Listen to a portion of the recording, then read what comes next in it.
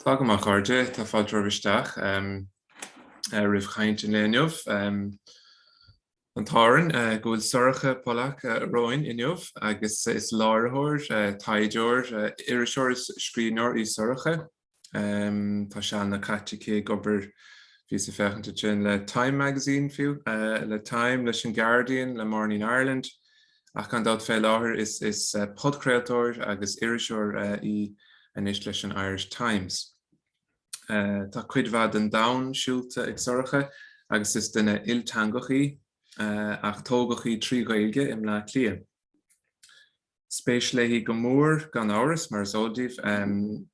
Inimircigh in Éirinn bíonn colún rialta cés an Irish Times new to the Parish colún atá forleathan is doch aitheanta go forleathan mar chlochmhíle sa phlé rialta chás an Inimircigh sa tír seo. Tá láir fáilte chaámad an teideal céanna sin new to the Parish stories of love, war and adventure fáilte sin a gábhís hochtíoch. Mar sin gan na hiile uimse tá fear an na fáilte ótaisteach thorcha thar ceann fiontas gon na Gaeilge agus gur míle mágat as a bheith ar fáil inmh chuige seo. Gur mágad a fádraigh agus díobh gachéine.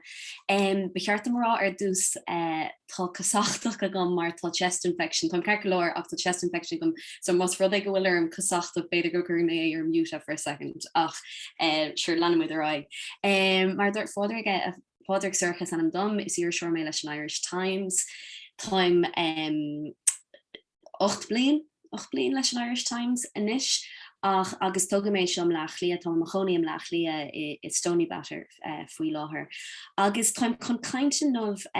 faoi mo chuid obair le well, mo scríbhneoireacht trí new to the Parish, mo scríbhneoireacht faoi Inimircigh don Irish Times. Ach chomáile sin mo gharam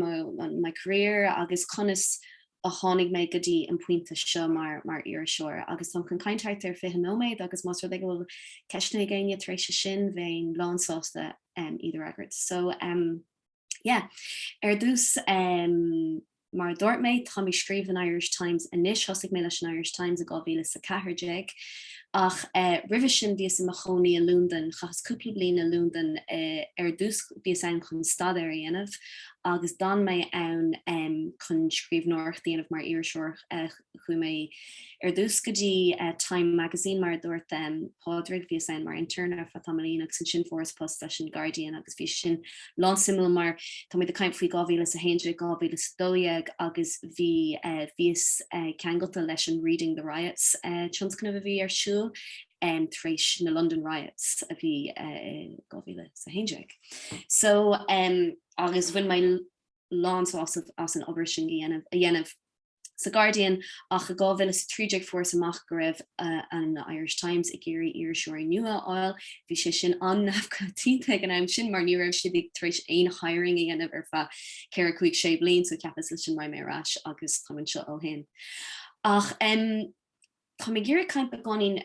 faoi ma héal riveníir seoirt chomá mar chun tuiscne a bheith a gcuibh se céint fág bhfuil an sim a gom sa Inimircigh tá sé táhachtach caint faoi mo chláán agus mo chúlar a chomá. Dús is even long tastal nervous you're creating my skull nervous ochjig vís a gear vís brain de blachlia vís a gear macht do leit eigenella near siguri do dearstap sa chláiste so chus harlar gedi Peru fa blian a chachas blian ag gober an cahar dar vanam kitas tak now and daine nach cholisku kitas lár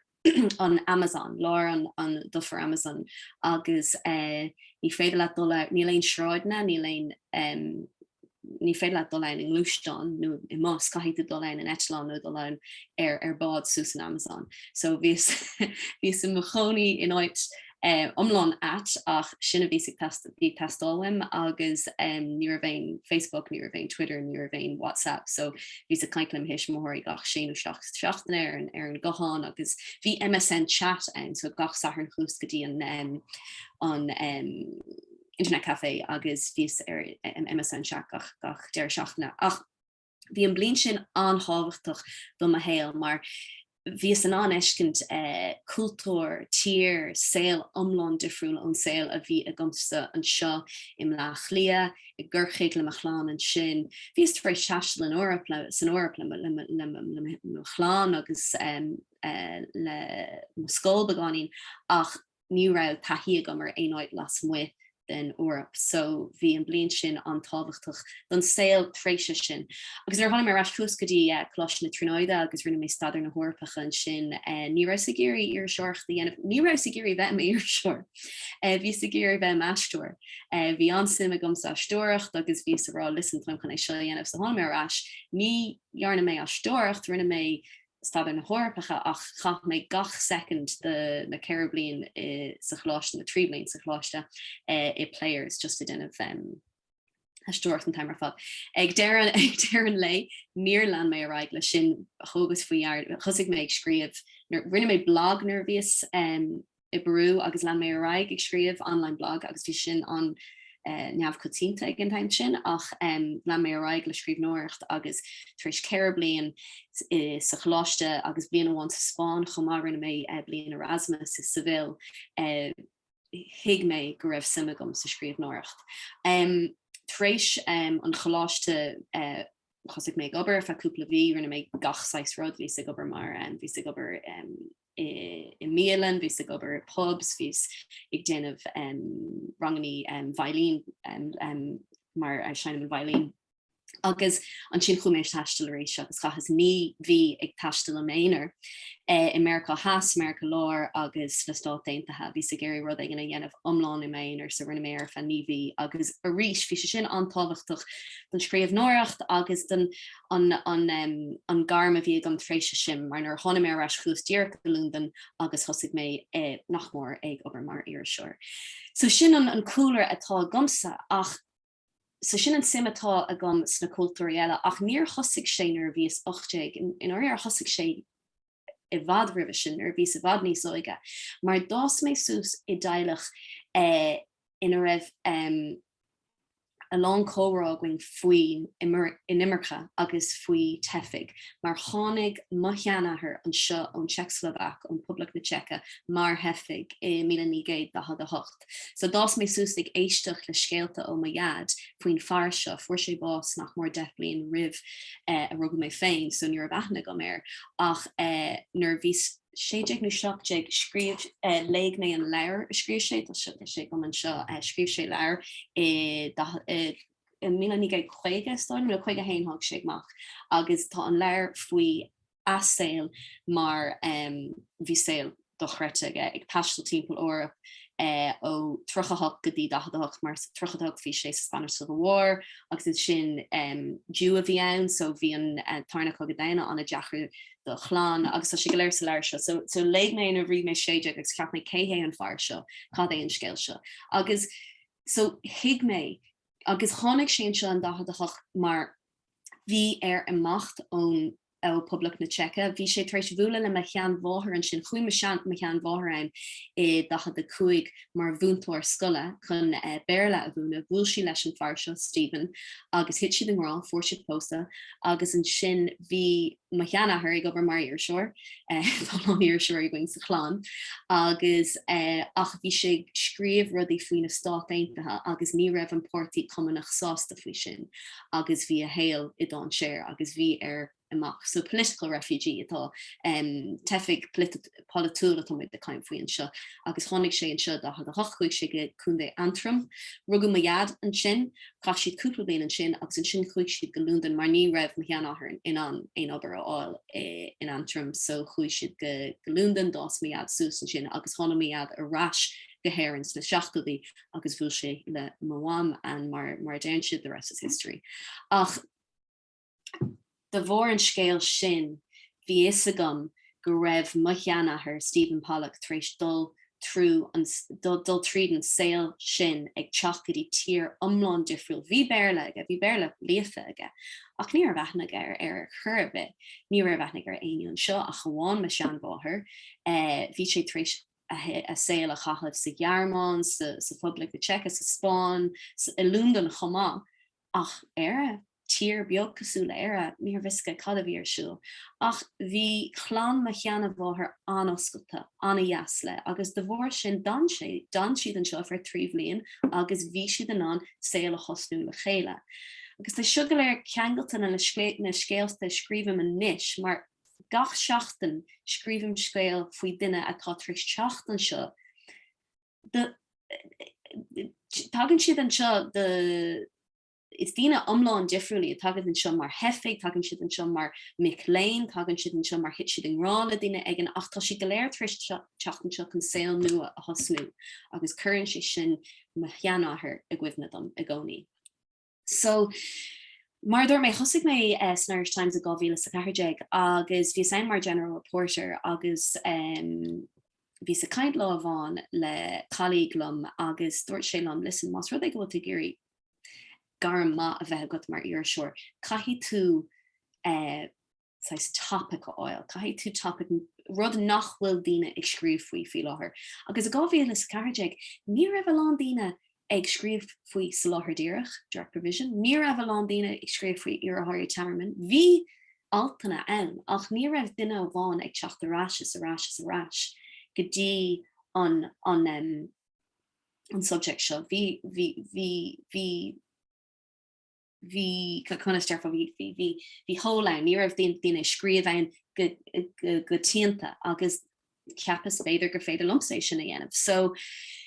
thosaigh mé scríomh faoi Inimircigh i 2014 agus i 2015 thosaigh mé New to the Parish. Nuair thosaigh New to the Parish mar srá, thosaigh sé i míúil 2015.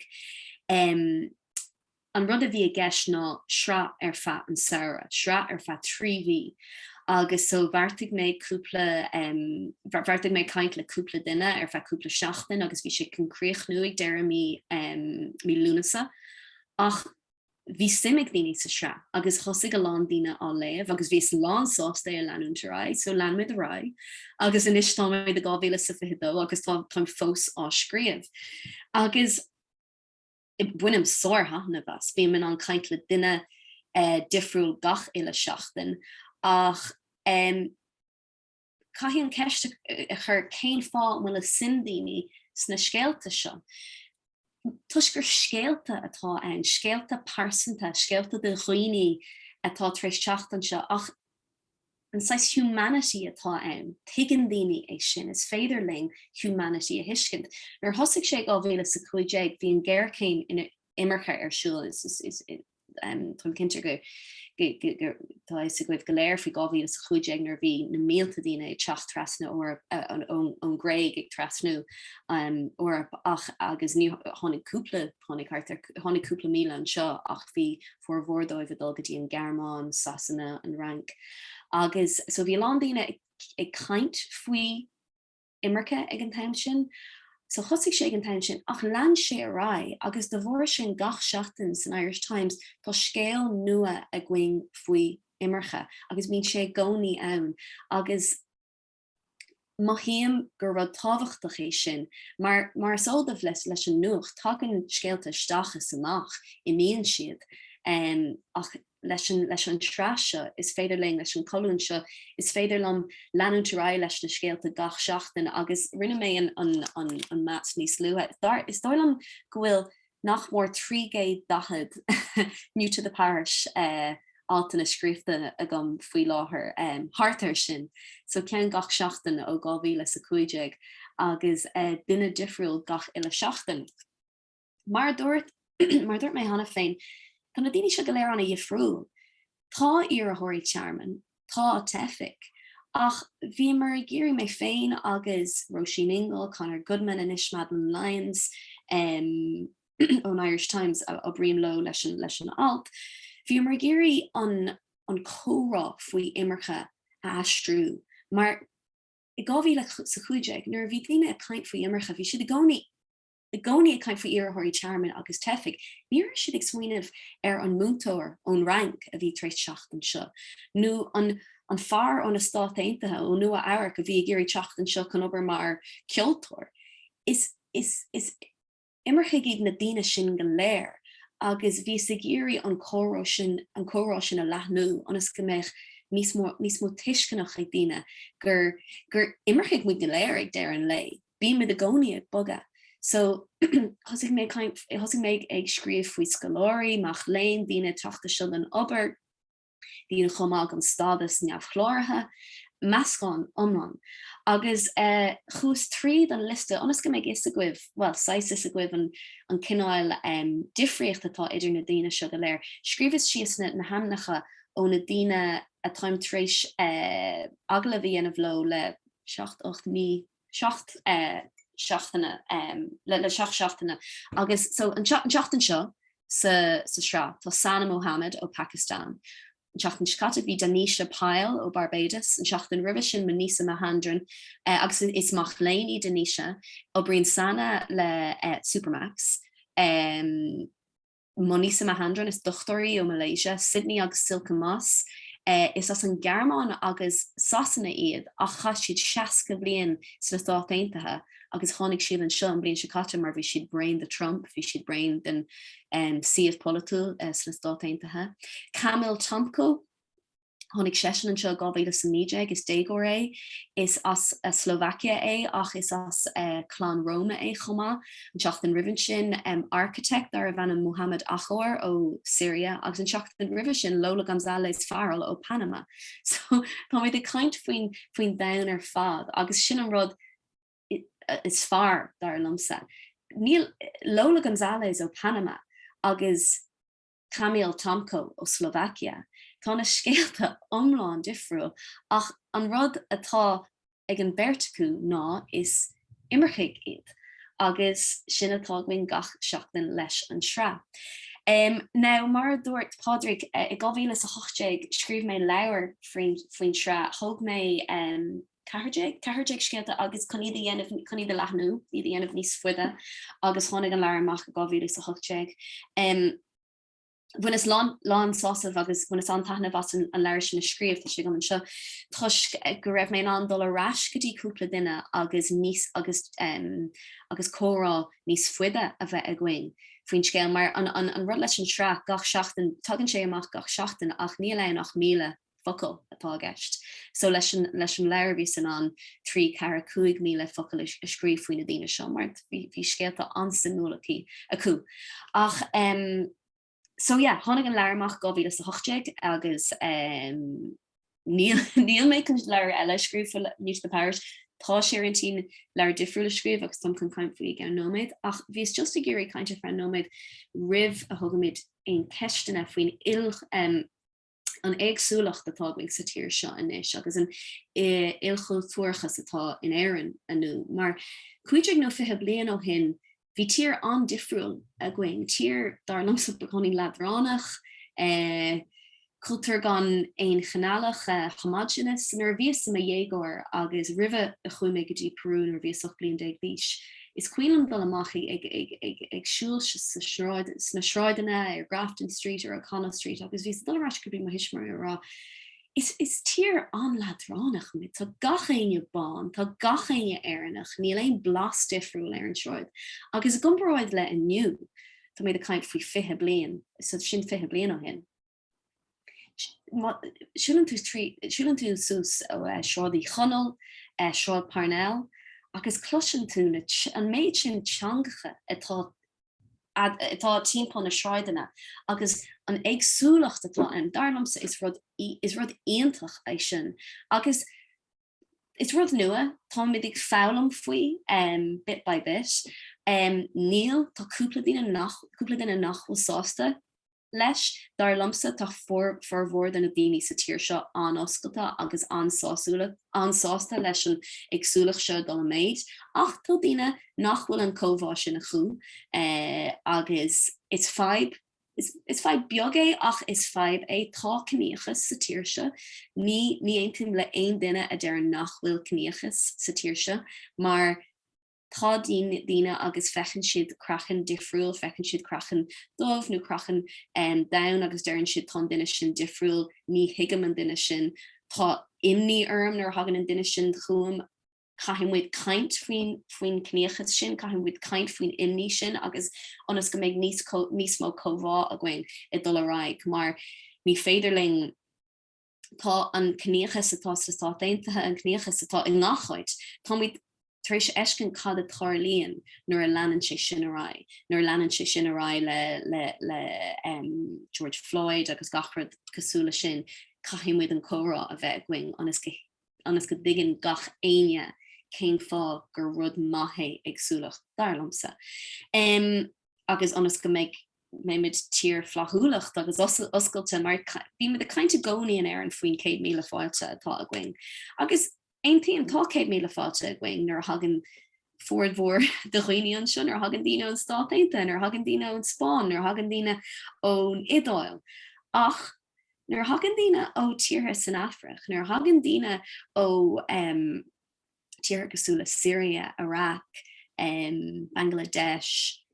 ní bhíon an 100 míle fáilte sin ann i gcónaí darlamsa. Tá ba gcónaí imní ar daine an dura sa oscailt chuig na daine sin. Agus so más rud go bhfuil mí de géir go meach an 100 míle fáilte fíor de gachéine mar dúirt mé hanam caiimiid an chórá a bheith going faoin cnéchas, faoin Inimircigh, anas go diggin gach aine cadtóig tarlúnt agus an agsúlach sa tír seo. Agus an rodéirnach a bhís chun rá go bhfuil just le obair faoi láthair, tá mé gleanú ráile nniu Parish scríb mé gach seachtain, chumáile sin déanam podcréile dar bhanam in the news, hosig sé an blin se chatte, agus is even le méid déanam mé cúpla óir ag na seachtain, agus is 6 mai sin na dine le the New York Times Daily no the Guardian and Focus cosúla sin déanamid scéal difriúil gach or agus is maithan rud é domsa chomá mar caithim a méid sin anna ag scríb faoi Inimircigh tá sé tábhachtta chomá gohfuil am ag fechan ar na scéalta eile chomá agus goil tuiscinnta domsa ar na scéalta sanúcht nachhfuil ceangalta le Inimircigh. Agus mar dúir mé bhreail tá sé intína gom leabhar nua a scríb bhíos nar tháinig an fandéin bhíos tí céir bhí a thugant ón obair leis an Irish Times chun leabhar nua scríb i mí eibreán 2020 agus níortháir sí sin mar an ar seoirch de i 2020 bhí sé non-stop, bhí sé COVID agus níor sean go aon rud eile dhéanamh so ní raibh san ná an taim sin a thugant ach tá sé intína gom leir a scríb faoi cnéchas in Éirinn. Darlamsa tá sé tastáil níl golóir tuiscinnta daine faoin cnéchas an seo sa tíir seo. So níl sé tosna gom fós mar so más rud bhfuil ceisna daine níl an taibbe déanta gom fós ach tá sé intín a gom é a dhéanamh. So sin mise sin mar scéal agus más rud bhfuil ceistin é ggéine bhíon lansásta idir agart so cear máglih. Gur mí mágad a thucha sin an spéisiúil. Ar bhaile héine ceiste chur, Tá me cuioineh caigur sin Harbheith sa múil thucha agus tú is scríomh tosnar an tra sin agus na hathra díorcha tarlúnt os scóir do gáthúil amach bhfuil is a go. Agus mar dúirnéis thosaigh mé thosaimar an sreag I 2015 tuis go raibh an ggéirchéim Inimircigh ag tarlúnta agus bhí daine teachtain seo chomá. Ach lean sé ará, níor lean sé ará de bhór sin lean sé ará tuis gur simigh daine na scéalta léamh. Agus cénsáis ghlacathe a bhreathú le do chuid altainna aber a phléile daine a bhí cráite nó aber a bhí féin sa láthair díreach sin nó a bhreath bhór tú cinál cénsáis eisiolalas an bobbal a bhreathú nuair a thosa tú plé le cásna den cinál sin. Ó na daine á léamh ó na daine a déanamh na haglah. Na daine léig aber nó a bhí fálam faoi na cásna seo. Bhí sé táchtach mar dúirt mé 2015 ní raibh lán daine fós ag caint faoi sa láthair díreach ach agus bhí simime daine ach bhí daine ag scríbiste tá daine fós a scríbisteach chun rá céim fáil tú scríb faoin na daine seo ní cheart dóibh bheith an seo níl siad teachta tá siad the old story tá siad an teachtain seo chun ar obair a thugant chun ar gachrad ach níl lán daine cosúla sin agus tágann siad ar Twitter chomá agus ní maith lo machlina ní mahlo an ceangalt Jewish tágam agus is bralo kaint faoi sin agus a rá gwilm sig teach sa tír seo chun cadíon tanach an siidir who white genocide in a very tír seo. So like tá tahi gum na rudí sin ecin tir Twitter is come along like tréis na blianta seo is come along. Tá agam nachhfuil ein cúpla duine cúpla far mar ní bhíon man árá is fearrtáige is fearrtágeist ach tá sim mór ag fórmhór den na daine sa tír seo tuiscint níos fearr a bheith acu de sna scéalta a hagan ó tefik in Éirinn agus ó iarthirí teanam.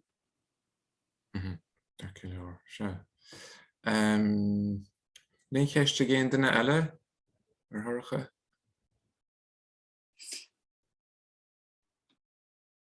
An fééis lom sa ceist chur. Tá spéis an mórram sa rééis seáide agus a chuidáide freisin atá me gur fé at ní. Ach an bhecinn tú difríocht idir na daine a bhfuil pasan é acab go chuid na hórpa versus daine nach orpa iad. Cad de léver an scéil sin maidir le daine tíocht go héireann. Dearan go an difriocht nachhol sé idir na daine táteachta seo ó well tá difriocht ar a caiimrá dús an difriocht atá an fós ná crackan da an crackan. So más ru go bhfuil altagam seachtain amháin le fear ón rank ach tá crackan dómhaige. Joí sesin I bhd níos mó comments agus backlash ná an duine ón rank le crackan bon. Sin é tá cníocha san gach eile seachtain. Ach é sin ráite chuma tá difriocht mór, mar tuigeann daine go na daoine san Eorp. Oh yeah, actually chumáile sin daoine ón fólan ón Pollak na Tsecha. Fáin siad sin beáíon backlash chuma and ní cosúla decuid ag bliain ó hin ach tá sé fós an kind of an spuoinmh go siad teachtain seo chun obair a thugant. Níl sé like fórmhór den a daine tuigeann siad go bhfuil mar hampla daine ón fólan is páirt de éire na daine sin inis. Tá ní chuoinm an ihar ach thart ar 1,300,000 daine ón fólan. Sinna 2016 dearan bhfuil sé ag bhd ar níos difriúla le beidh sé bhd níos difriúla leis an céad san sela an bliain seo. Ach tá sé níos tá saola bhd níos deachrann is na daine a hagan an seo ó tíortha las muid den Eorp. Mar hampla dochtóirí an bliain se cad a bhí scríbh an faoine dochtóirí a hagan an seo chun obair sna hospedéil chun obair riachtanach a dhéanamh agus níl tá sé an deachar dóibh an progression a dhéanamh an seo mar tá ar an system atá an going an seo in Éirinn. Tá sé gastrú le bliana anuas tá sé gastrú ach rih sin ví tú an teachtain agus obair mar dochtor ach ní raibh tú an leanúrá agus bheith the consultant hí leanúrá ag an levéil sin mar registrar agus mar senior house officer agus so sin ní cníochas díireach atá ann ach aspa tuiscint sna hospedéil agus sa HSC go bhfuil na daine seo ag teacht agus bhfuil siad an go bhfuil siad an tlachtach ach nach hiigeid tá fós an mion sin go bhfuil siad difriúil go siad ag teacht a tír eile gur elam siad faoin leis I ddír eile agus tá mion sin ag ahrú ach tá sé níl sé ahrú tapí go leor.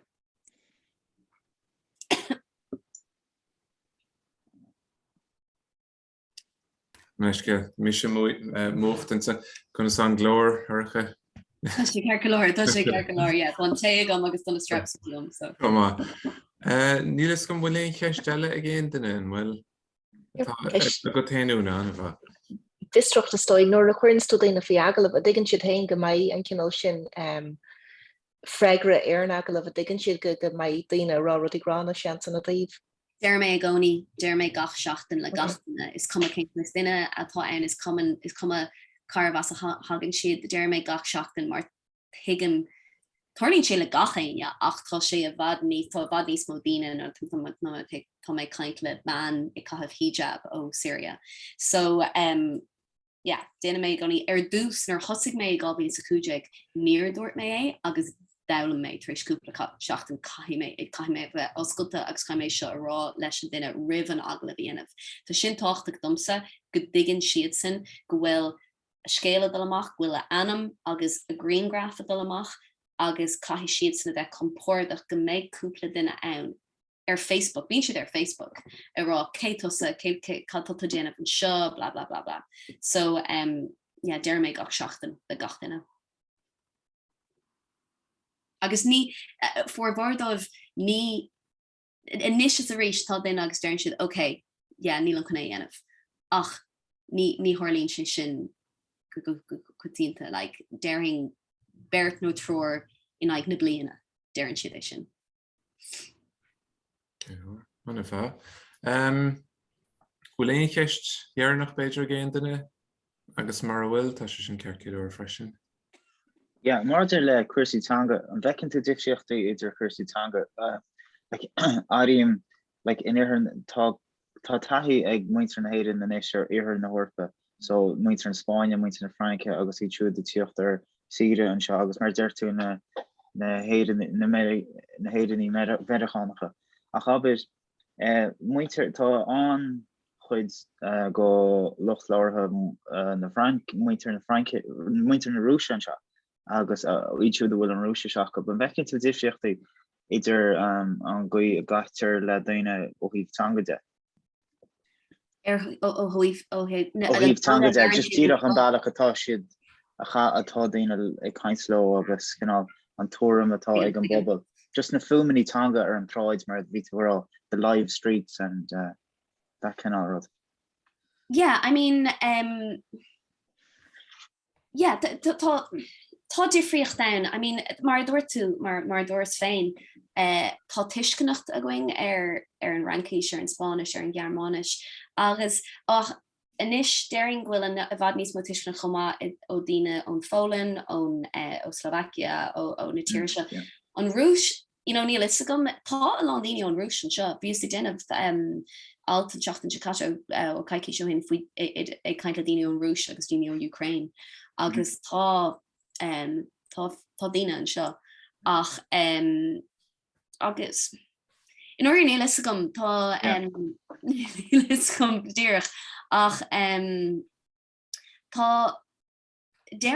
mionna an fós chomá go bhfuil tá an Rúis san Eorp. Agus forward nach mór gachéine hagan an seo an Rúis tá crackan bán acu. Agus ní fechan siú co-difriúil le daine ó tíortha cosú le America Haas nó Afric. So mas ag bhfuil ban an Rúis siúil sios an shráid í chonal ag caint beidir go beag blas difriúil hí ach fechan si cosú le ban ó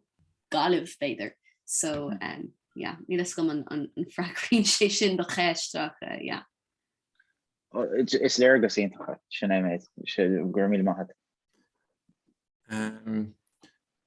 Tá go mar sin chuir de beidir mar bhfuil le éon chéisteile ag géon duine beidir go